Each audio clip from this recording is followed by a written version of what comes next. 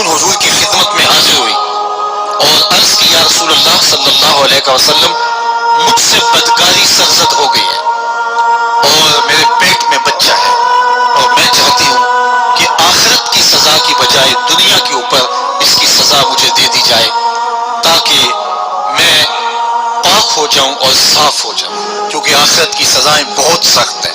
اللہ کے محبوب علیہ السلام نے جبریل امین سے ایک دن پوچھا تھا مجھے جہنم کے عذابوں کا ذکر سناؤ، تو عرض کی یا رسول اللہ صلی اللہ علیہ وسلم ہلکا ترین عذاب یہ ہے کہ جہنمی کے پاؤں میں آگ کے جوتے رکھے جائیں گے، باقی اس کے پورے بدن پہ آگ نہیں ہوگی، صرف آگ کے جوتے اس کو پہنائے جائیں گے، لیکن اس کی حدت، گرمی اور شدت اتنی ہوگی یغلی منہما دماغہ، اس کی شدت سے اس کا دماغ پگھل کر ناک اور کانوں کے ذریعے سے باہر آنا شروع ہو جائے گا۔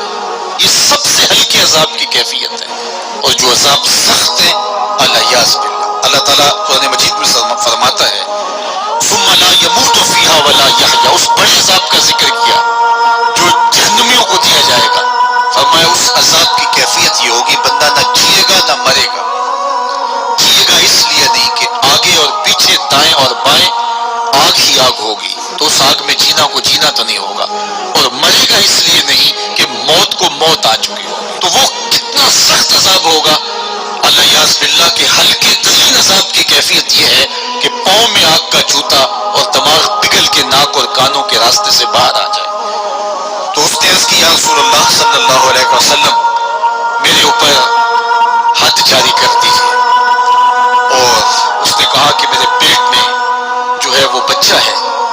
اللہ کے محبوب علیہ السلام نے فرمایا جاؤ جب بچہ پیدا ہو تو پھر آنا۔ وہ چلی گئی، تو جب بچہ پیدا ہوا تو گود میں اٹھائے پھر حضور کی خدمت میں حاضر ہوئے اور عرض کی یا رسول اللہ یہ ہے بچہ جو میں نے گناہ کیا تھا، بدکاری کی تھی، آج یہ اس کی نشانی ہے۔ تو اللہ کے محبوب علیہ السلام نے فرمایا کہ اسے لے جاؤ اور اسے دودھ پلاؤ، اور جب یہ کچھ کھانے پینے لگ جائے گا تو پھر آنا۔ کچھ دنوں کے بعد وہ دوبارہ حاضر ہوئی اور اس نے اس بچے کے ہاتھ میں روٹی کا ٹکڑا دیا ہوا تھا اور عرض کی یا رسول اللہ دیکھ لیجئے اب یہ روٹی کھانے لگ گیا ہے۔ اللہ اکبر۔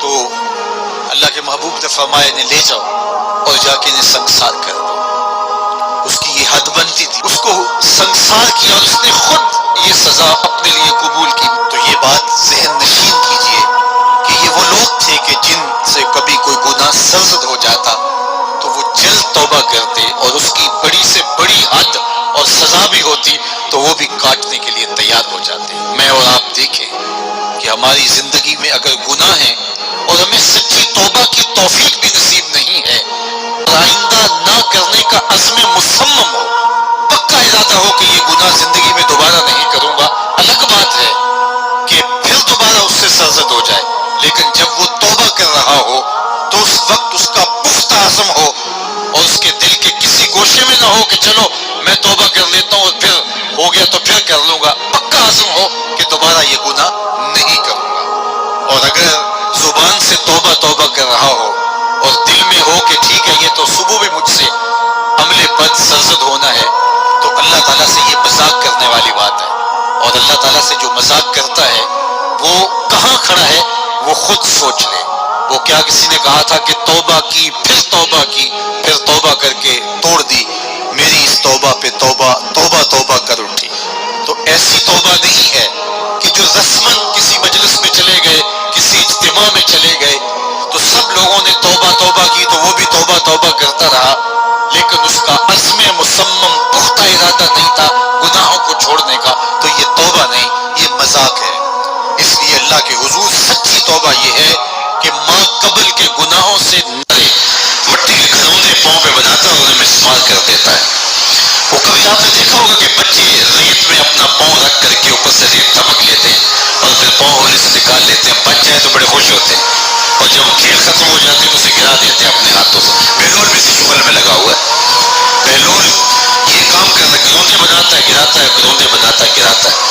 بعد میں پوچھا بیلول کیا کر رہے ہو؟ ہنس کے کہا جنت کے مکان بنا رہا ہوں۔ کہا بیچتے ہو؟ ہاں بیچتا ہوں۔ کتنے کا؟ 10 روپے کا۔ سیل لگائی ہوئی ہے. بادشاہ مسکرا کے گزر گیا. دیوانہ ہے، مجنوں ہے، اپنی موج میں لگا ہے. پیچھے سے ملکہ زبیدہ بھی آ رہی تھی. اس نے بھی دیکھا. کہا بہلول کیا کر رہے ہو؟ کہا جنت کے مکان بنا رہا ہوں. کہا بیچتے ہو؟ ہاں 10 روپے کا بیچتا ہوں. 10 روپے بادشاہوں کے لیے کیا ہوتے ہیں؟ 10 درہم نکالے اس کو دیے، اس نے دریائے دجلہ میں پھینک دیا. فقیر اتنی دیر تک فقیر نہیں بنتا. داتا صاحب فرماتے جب تک مٹی کا ڈھیلا اور سونے کی ڈلی اس کی نظر میں برابر نہیں ہو جاتا.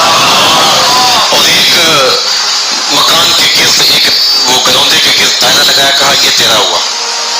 ملکہ گزر گئی. بادشاہ بھی چلا گیا. شام کو اپنے محل میں پہنچے. بادشاہ سویا، منظر جاگا کہ حشر کا دن ہے، پھر جنت کا منظر ہے. جنت میں بڑے بڑے خوبصورت مکان ہیں. ایک مکان تو بڑا ہی اچھا لگا، تو جی چاہا کہ اس مکان کو دیکھوں. تو جب قریب گیا تو دروازے پہ لکھا تھا ملکہ زبیدہ. شوق سے آگے بڑھا تو دربان نے روک دیا. کہا یہ ملکہ کا ہے. کہا وہ میری ہی ملکہ ہے. کہا دنیا کے ضابطے اور آخرت کے ضابطے اور ہے. بادشاہ کی آنکھ کھل گئی، بے چین ہو گیا. ملکہ کو بیدار کیا. کہا تو کون سا نیک عمل کیا ہے؟ میں نے جنت میں تیرا یوں محل دیکھا.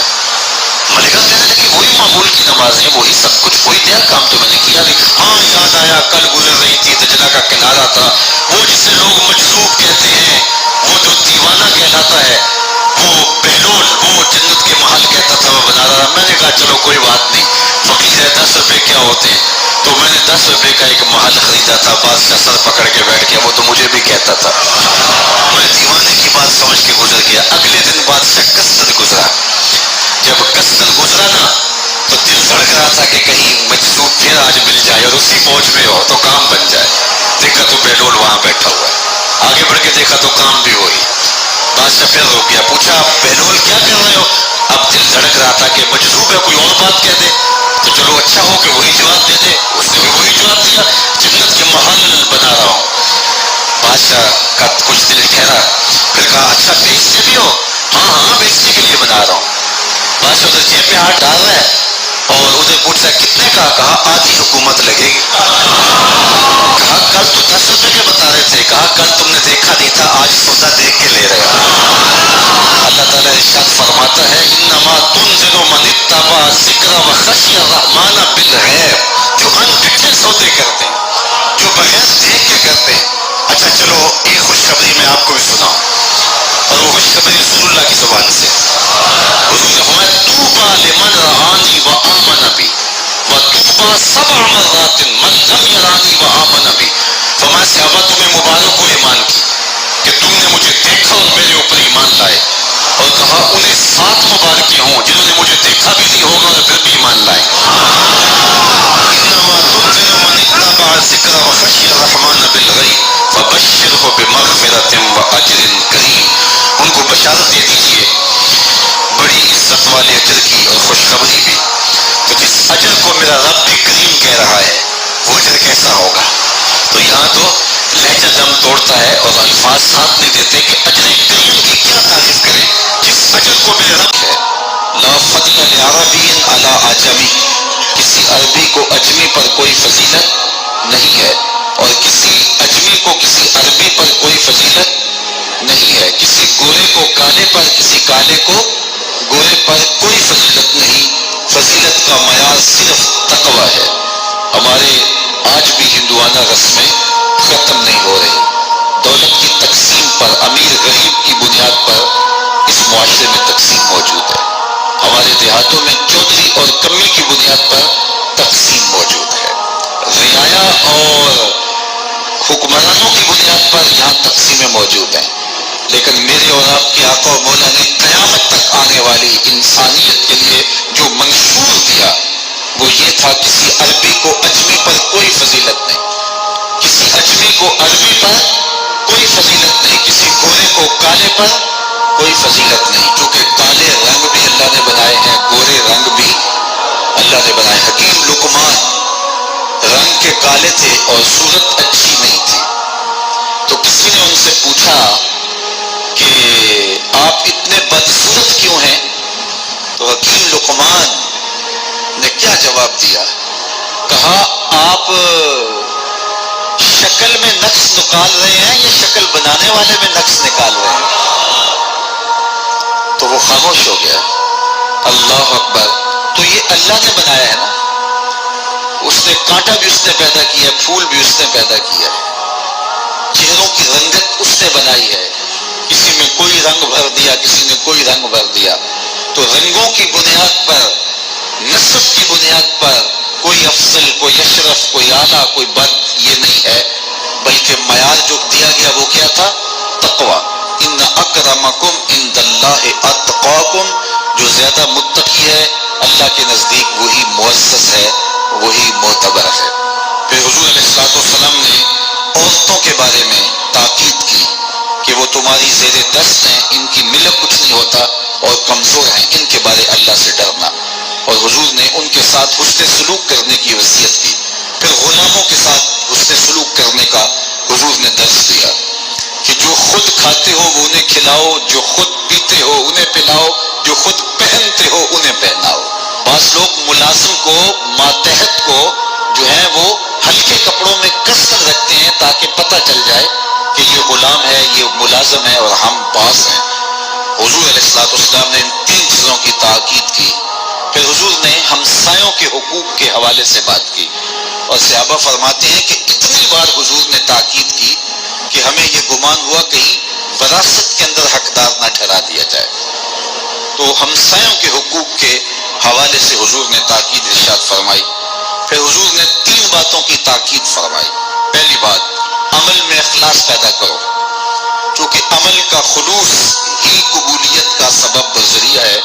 اگر عمل میں خلوص نہیں تو کچھ بھی پلے نہیں ہے. دوسری بات، حاکموں کو وصیت کرنا، جو بادشاہ وقت ہوں، حاکم ہوں، ان کو خیر کی بات کہنا، ان کو بتانا، ان کا قبلہ درست کرنے کی کوشش کرنا، یہ ذمہ داری ہے قوم کے اوپر.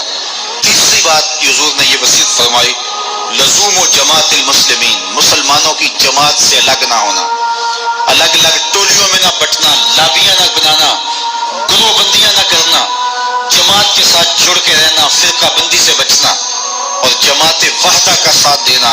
حضور نے فرمایا اتبعوا السواد الاعظم فانه من شذ شذ فی النار، جو بڑی جماعت ہے، سواد اعظم ہے، ان کے ساتھ رہنا، جو ان سے بچھڑ گیا وہ جہنم میں ڈالا جائے گا. در ماہی دا چھوڑی ناہی، نہیں تے ہو جاویں گا روگی، جیڑی بکری اجڑو وچھڑی او بگیاڑا جوگی. اس لیے لزوم و جماعت المسلمین، مسلمانوں کی جماعت کے ساتھ قائم رہنا. پھر حضور علیہ الصلوۃ والسلام نے فرمایا، اے امت مسلمہ، میں تمہیں لابان